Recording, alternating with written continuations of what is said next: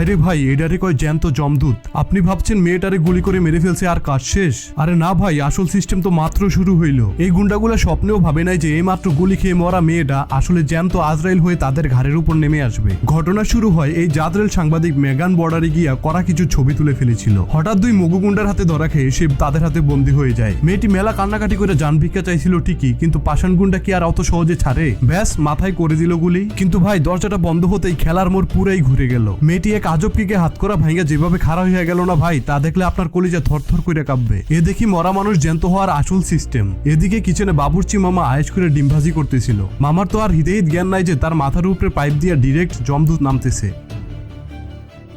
ব্যাস 1 সেকেন্ডে বাবুর্চি মামার মাথা ডিমের কড়াইতে পড়ে একদম অমলেট হয়ে গেল। মেকআপ বদলাইয়া ওয়েটার সাজলো আর কফি নিয়ে সোজা বাগের ডেরায়।